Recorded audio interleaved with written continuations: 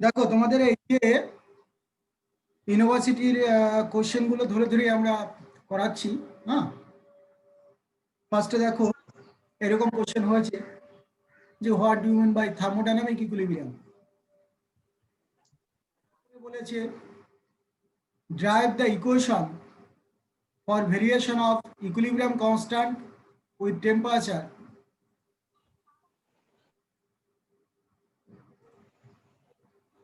Then from this show how the vapor pressure of liquid varies with temperature. Explain how Latour's principle may be employed to understand such observations. তো thermodynamic equilibrium যেটা আমরা ডেফিনেশনটা কিভাবে লিখবে দেখো, আমরা বলছি when a system acquires thermal equilibrium. Thermal equilibrium বলতে কি বোঝায় যে এই একটা বডি যদি আমরা কোনো একটা কন্ডাক্টিভ মেটেরিয়াল দিয়ে তাদেরকে কানেক্ট করি তাহলে এই দুটোর টেম্পারেচারটা সেম হয়ে যাবে। ওকে, অর্থাৎ তখন আমরা বলবো এই দুটো বডি কি আছে, ইকুইলিব্রিয়ামে আছে। অর্থাৎ when a system acquires thermal equilibrium, mechanical equilibrium and chemical equilibrium simultaneously, সবকিছু মানে এখান থেকে হিট চলছে আবার এদিক থেকে হিট আসছে, যদি যেখানে যেটা যেরকম দরকার হয় যে হাই টেম্পারেচার থেকে লো টেম্পারেচারের দিকে হিট কি হবে, ফ্লো হবে এবং তারা একটা ইকুইলিব্রিয়ামে আসবে। The system said to be thermodynamic equilibrium. It means the temperature, pressure and chemical composition of the system remain time invariant. অর্থাৎ টাইম ইনভেরিয়েন্ট মানে যে টাইমের সঙ্গে এর কোনো চেঞ্জ হবে না, তারা সবসময় চেঞ্জ হচ্ছে কিন্তু টাইমের সঙ্গে আমরা দেখতে পাবো কোনো চেঞ্জ হচ্ছে না। That is actually thermodynamic equilibrium. In fact, all the properties of the system at equilibrium remain constant and do not change with time. এবার দেখো বিতে কি বলেছিল, বিতে বলেছে derive the equation for variation of equilibrium constant with temperature. তার মানে van of equation আগের দিন যেটা করিয়েছি একদম এইটাই ডেরিভেশন করতে হবে। হ্যাঁ, আমি এখানে ড্রাইভ করছি না কারণ আগের দিন এটা ড্রাইভ করেছি, এই পর্যন্ত ড্রাইভ করেছি দেখবে। এরপর কি বলেছে, এরপরে বলেছিল from this show how the vapour pressure of liquid ভ্যারাইজ with temperature. তাহলে ভেপার প্রেশার মানেটা কি, লিকুইড এবং ভেপার যখন ইকুইলিব্রিয়ামে থাকে, এই যে লিকুইড অ্যান্ড ভেপার যখন ইকুইলিব্রিয়ামে থাকে তার মানে এই দুটো সিস্টেম অর্থাৎ এই দুটো phase equilibrium and vapour phase তারা থার্মাল ইকুইলিব্রিয়ামে থাকা মানে হলো যে তারা তাদের chemical potential is same. And আমরা যে কোনো এটা আমরা লিকুইডটা যদি রিঅ্যাক্ট্যান্ট ধরি আর ভেপার যদি প্রোডাক্ট ধরি তার মানে আমরা কে ইকুয়াল টু কত হবে, প্রোডাক্টের কনসেন্ট্রেশন ডিভাইডেড বাই রিঅ্যাক্ট্যান্টের কনসেন্ট্রেশন, তাই তো। এবার প্রোডাক্টের এবার কনসেন্ট্রেশনের জায়গায় আমরা যদি ইফেক্টিভ কনসেন্ট্রেশন ধরি সেটাকে বলা হয় অ্যাক্টিভিটি। ঠিক আছে, ইফেক্টিভ কনসেন্ট্রেশন, ঠিক আছে, তাকে বলা হয় অ্যাক্টিভিটি। এই কারণে আমরা কি লিখেছি যে এই যে ইকুইলিব্রিয়াম কনস্ট্যান্ট সেটাকে আমরা বলছি যে ভেপারের অ্যাক্টিভিটি ডিভাইডেড বাই লিকুইডের অ্যাক্টিভিটি। অর্থাৎ এই দুটোর তার মানে concentration of vapour divided by concentration of liquid আগের মতোই আছে, কোনো পাল্টায়নি, কিন্তু আমরা অ্যাক্টিভিটি দিয়ে লিখলাম। ঠিক আছে, এই অ্যাক্টিভিটির আমরা আইডিয়াল সিস্টেমে অ্যাক্টিভিটি দিয়ে লেখা আর প্রেশার দিয়ে লেখা একই হতে পারে, কোনো প্রবলেম নেই। যদি এটা প্রেশারে লিখি তাহলে activity of vapour equal to P আমরা লিখতে পারি, অর্থাৎ ভেপার প্রেশারটাই, কারণ যেহেতু ভেপার সে একটা গ্যাসিয়াস সিস্টেমের মতো ইউজ করছি আমরা, তাহলে তার অ্যাক্টিভিটিটা কি দিয়ে প্রডিউস হবে, অ্যাকচুয়ালি প্রেশার দিয়ে।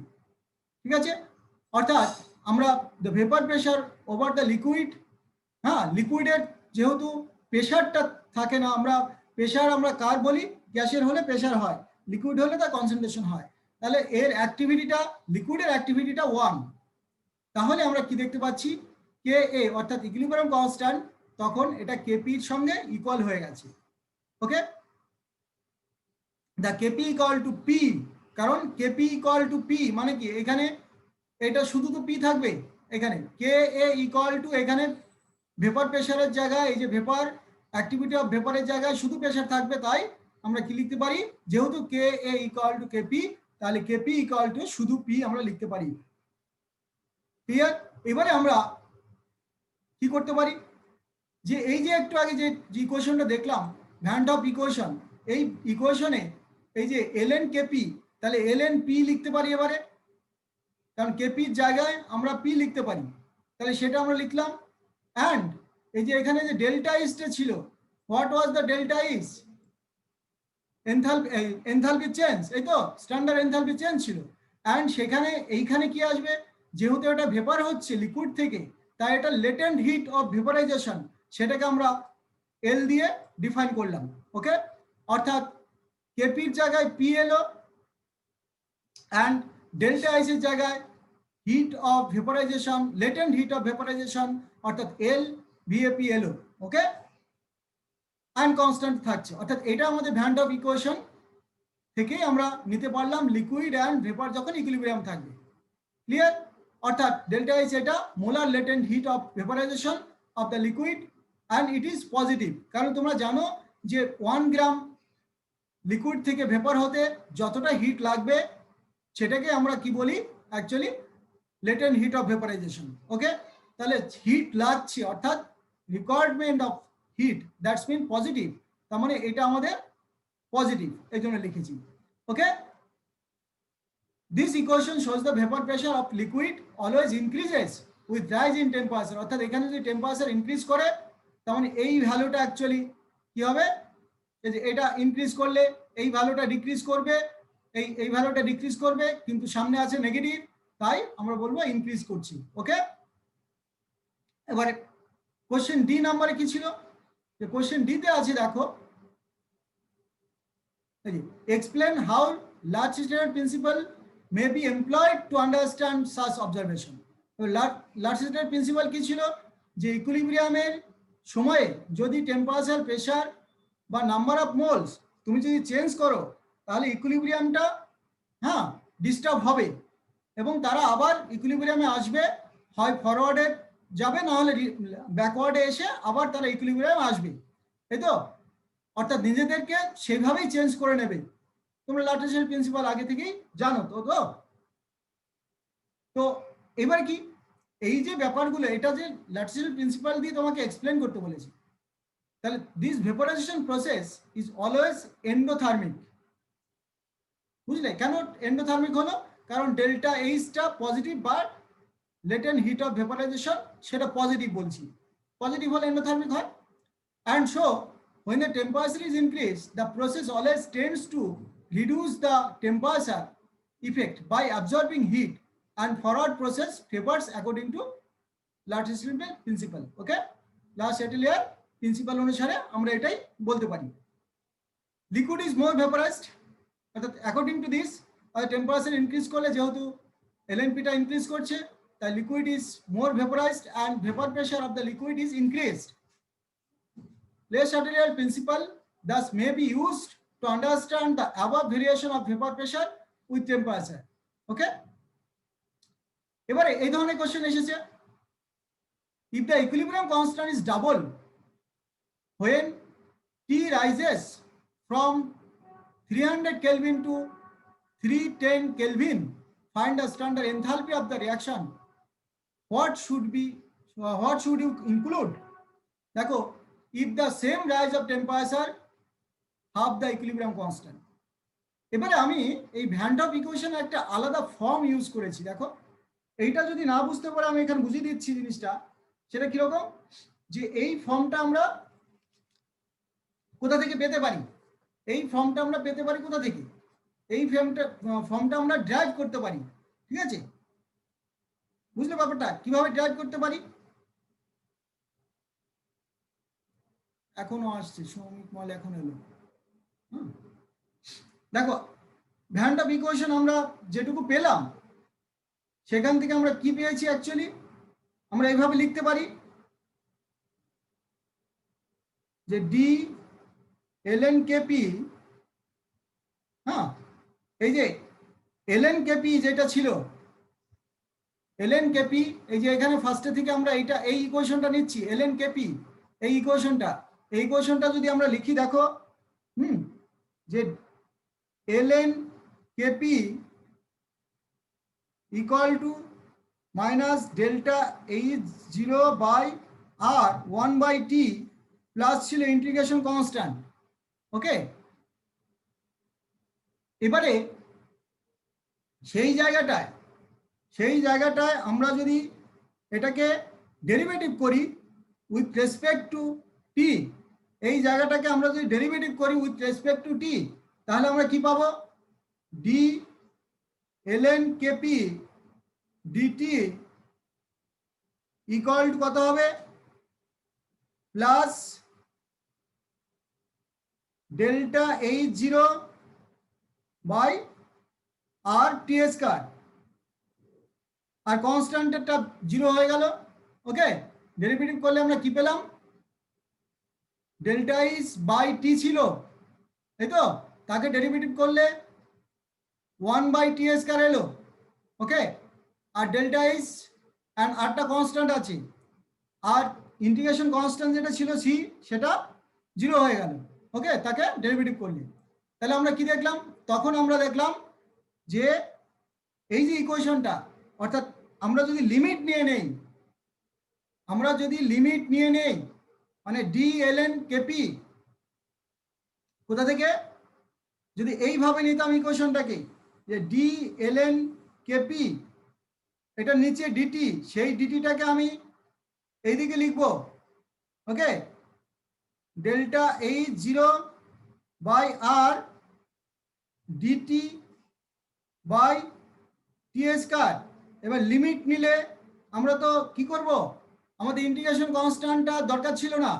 ওকে, অর্থাৎ লিমিট কি, এখান থেকে kp1 থেকে kp2, আর এখানে টেম্পারেচার T1 থেকে T2।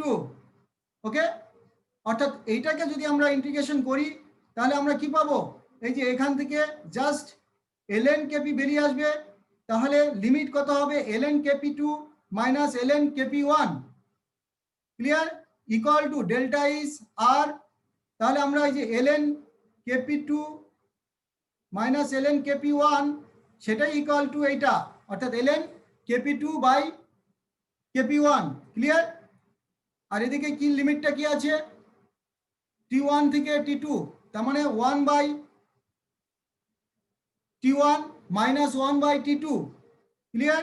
অর্থাৎ সেইটা থেকে আমরা অ্যারেঞ্জ করে এটা পেলাম, অর্থাৎ ln kp2 by ln kp1 equal to delta H by R T2 minus T1 by T2 T1।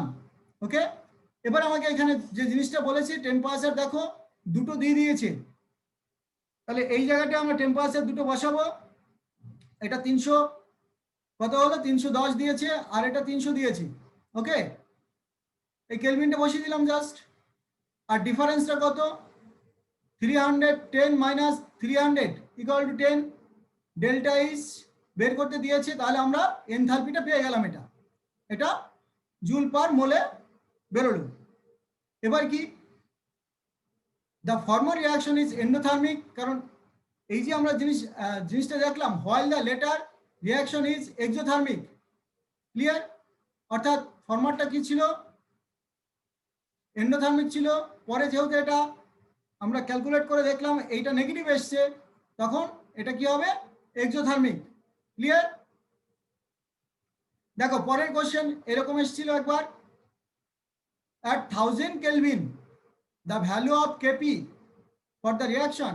দেখো এইরকম একটা রিয়াকশন দিয়েছে, sulphur dioxide plus oxygen sulphur trioxide হয়েছে, তার থেকে আমরা কেপি ভ্যালুটা দেওয়া আছে, the pressure being expressed in atmosphere, অর্থাৎ প্রেশারটাকে আমরা অ্যাটমসফিয়ারিক প্রেশারে নেব ইউনিটে। Calculate the standard free energy change for the reaction at 1000 Kelvin, calculate Kc for the reaction from Kp at 1000 Kelvin and obtain delta G0 from Kc। and তোমরা delta G0 Kc এইটা রিলেশনটা already পেয়েছো, হ্যাঁ, delta G zero minus R T L N KP ছিল, ঠিক আছে। এবারে KP and কেসির মধ্যে তো একটা রিলেশন ছিল, কেপি ইকুয়াল টু কত ছিল, KC into R T to the power delta N, এরকম একটা রিলেশন ছিল। অর্থাৎ সেখান থেকে আমরা already delta G zero equal to minus R T L N KP এটা পেয়ে গেলাম। এবারে কেপি ইকুয়াল টু কি জানি, KC into R T to the power delta N. Okay, এটা ইন বলতে পারো, ভি বলতে পারো, বা অর্থাৎ নাম্বার অফ প্রোডাক্টের নাম্বার অফ মোল মাইনাস রিঅ্যাক্ট্যান্টের নাম্বার অফ মোল। এখানে প্রোডাক্টের নাম্বার অফ মোল হলো 2, এই যে, আর রিঅ্যাক্ট্যান্টের number of mole 1 and 2 and 1, এখানে 1। ওকে, অর্থাৎ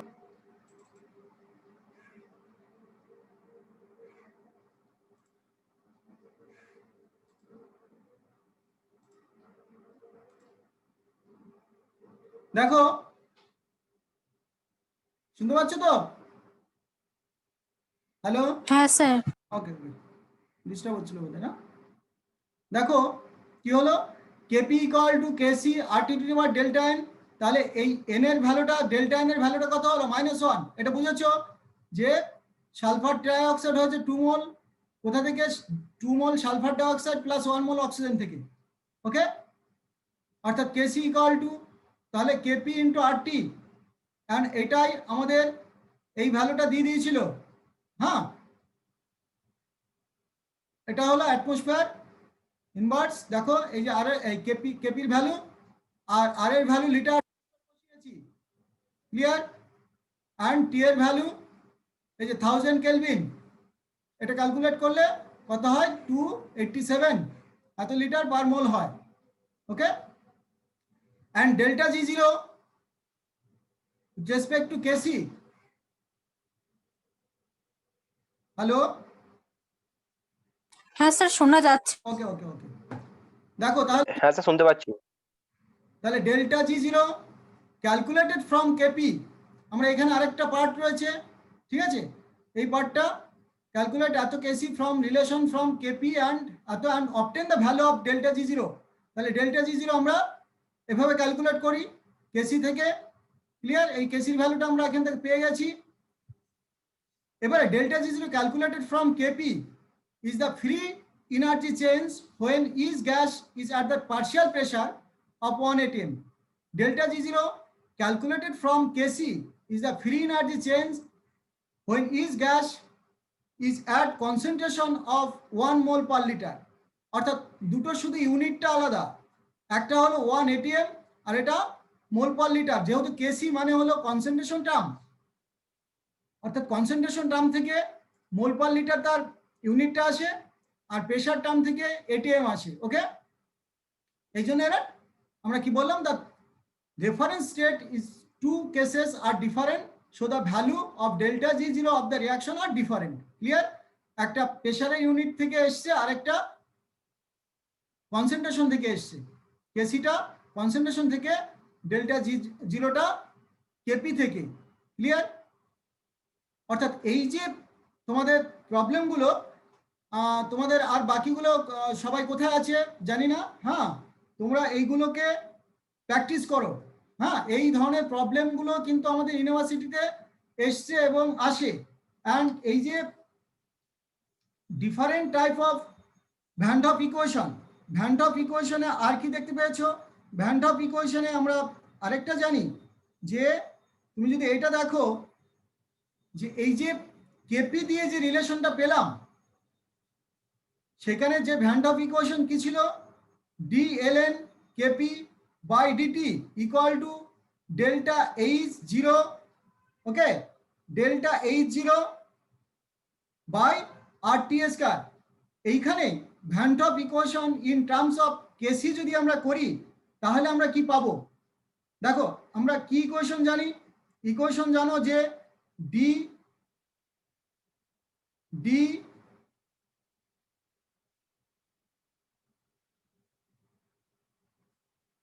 দেখো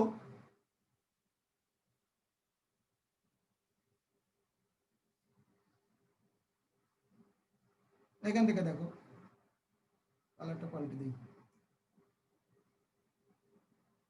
ডি যেটা জানতে যে D ln KP by DT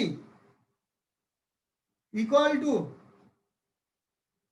এবার আমরা এইখানে যে কেপি অ্যান্ড কেসির তো একটা রিলেশন আছে, তাহলে আমরা জাস্ট এই কেপির জায়গাটায়, এই যে কেপি এই জায়গাটা কি বসাবো, কেসি ইন্টু, তাই তো, KC into RT to the power delta N. তাহলে আমরা এটা কিভাবে লিখতে পারি, লিখতে পারি এরকম করে, D ln KP by DT equal to D ln KC by DT plus delta এনটাকে নামিয়ে নিলাম, হ্যাঁ, আর বাই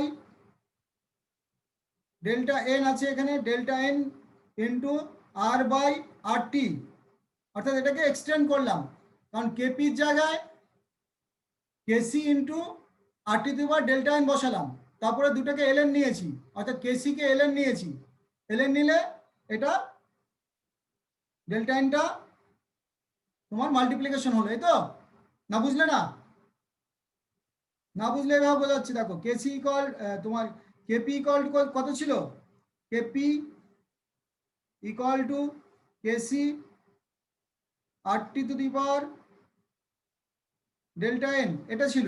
এবার এদিকে ln নিয়েছি, এদিকে ln নিয়েছি, তাহলে এটাকে এক্সটেন্ড করেছি ln KC plus delta N ln RT, okay. এবারে এইটাকে আমরা ডেরিভেটিভ করছি, D ln KP by DT equal to আমরা কত, D ln KC by DT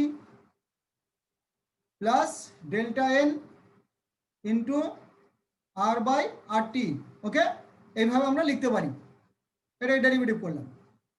অর্থাৎ এইভাবে যখনই এলো তখন আমরা কি পেলাম, তাহলে কেসি, আমরা যদি কেসি রিলেশনটা বের করতে চাই তাহলে কি হবে, রিয়ারেঞ্জ করে আমরা পেলাম, দেখো D ln KC by DT equal to, এবারে আমাদের এই যে ডি ln কেপি ডিটি, এটা মানে তো delta H 0 by RT square, okay, minus, তাহলে কত হলো, ডেল্টা এন বাই টি রইলো, আর আর কেটে গেছে, দেন আমরা কি পেতে পারি,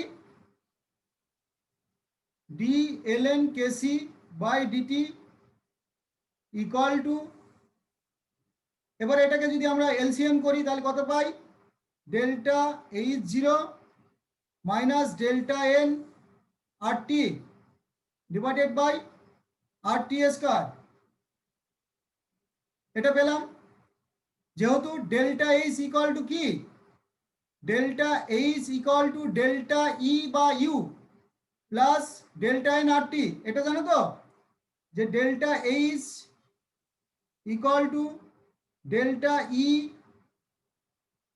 প্লাস ডেল্টা এন RT, এই কোয়েশনটা জানো তাই না, এনথালপি ডেফিনেশন থেকে, এইচ ইকুয়াল টু ই প্লাস পিভি ছিল, পিভির জায়গায় RT এসেছিল, এবার ডেল্টা নিলে delta H equal to delta E plus delta N RT, এবার আমরা কি বসাবো, ডেল্টা এইচ যেটা আছে এই ডেল্টা এইচ এর জায়গায় এই ভ্যালুটা বসাবো, ওকে, তাহলে বসালে আমরা কি পাচ্ছি, D ln KC by DT equal to delta E 0 by RT square, কারণ এইচ যখন স্ট্যান্ডার্ড নিয়েছি তখন ইটাকে আমরা স্ট্যান্ডার্ড নেব, ডেল্টা ই 0 ছিল এখানে, সেখানে আমরা কত বসালাম, ডেল্টা ই 0, ক্লিয়ার, এ পর্যন্ত বোঝা গেছে।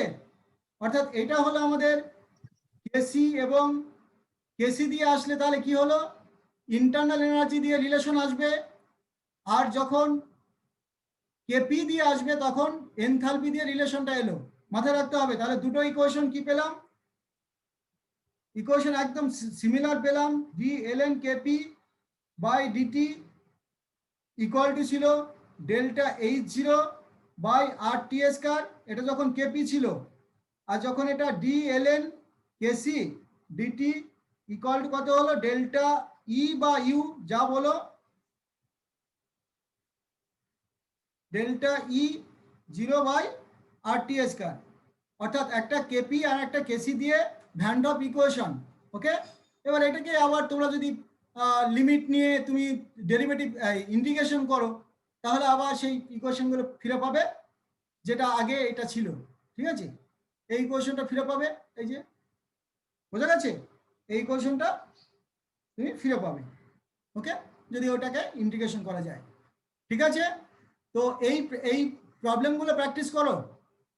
এই ধরনের প্রবলেম নিয়ে আমরা এই চ্যাপ্টারটাকে পুরোটা করাবো। ক্লিয়ার? প্রতিদিন কয়েকটা করে প্রবলেম সহ আমাদের কি থাকবে,